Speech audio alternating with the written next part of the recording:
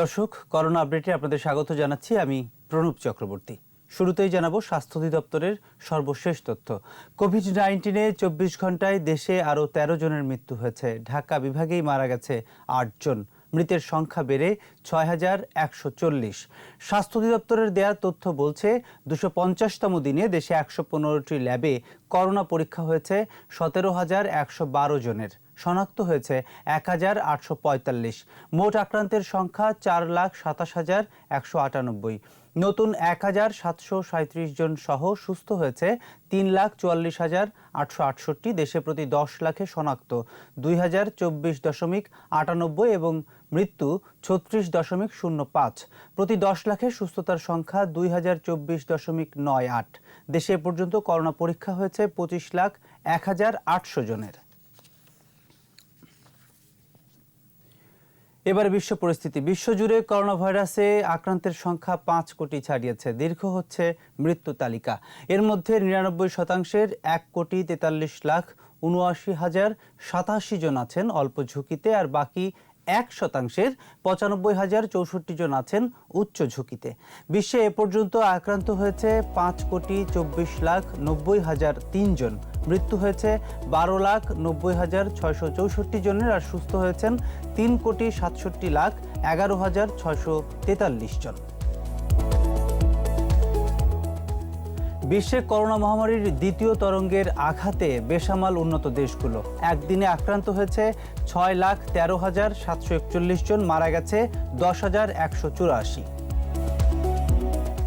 আক্রান্ত মৃত্যু তালিকার শীর্ষে থাকা যুক্তরাষ্ট্রে আক্রান্তের সংখ্যা ১,০৭,৮,৬৩০।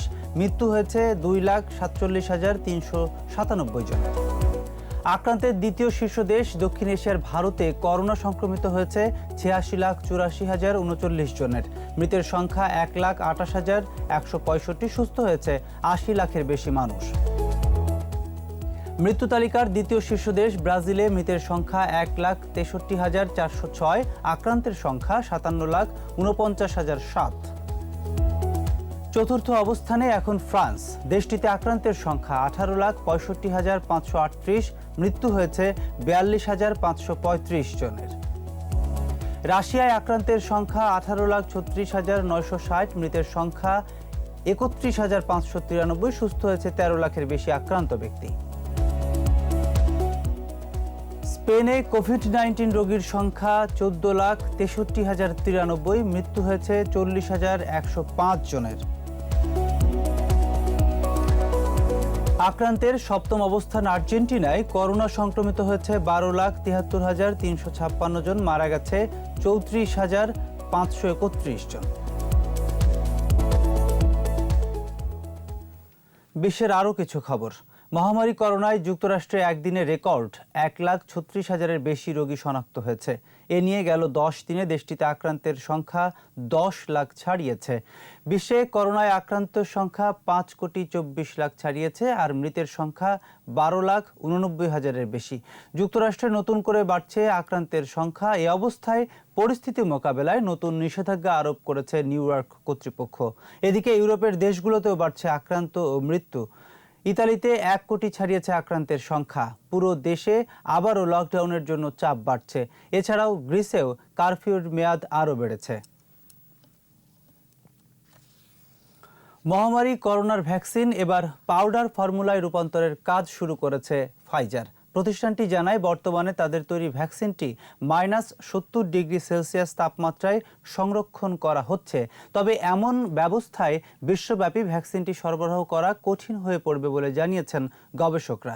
বিশেষ করে সাব-সাহারা আফ্রিকা ও এশিয়া সহ বিশ্বের বিভিন্ন স্বল্প আয়ের দেশগুলোতে -৭০ ডিগ্রি সেলসিয়াস তাপমাত্রায় ভ্যাকসিনটি সংরক্ষণের জন্য প্রয়োজনীয় রেফ্রিজারেটর নেই।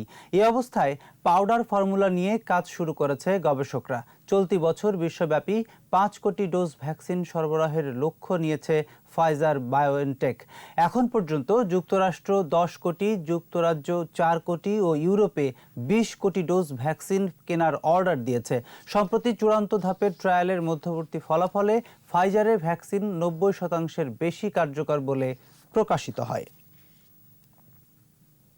দর্শক, এই ছিল আমার হাতে থাকা করোনা পরিস্থিতির সর্বশেষ তথ্য। নতুন তথ্য নিয়ে আবারও ফিরব বিকাল 5টায়। দেখার আমন্ত্রণ। 21-এর সাথেই থাকুন, স্বাস্থ্যবিধি মেনে চলুন, সুস্থ থাকুন।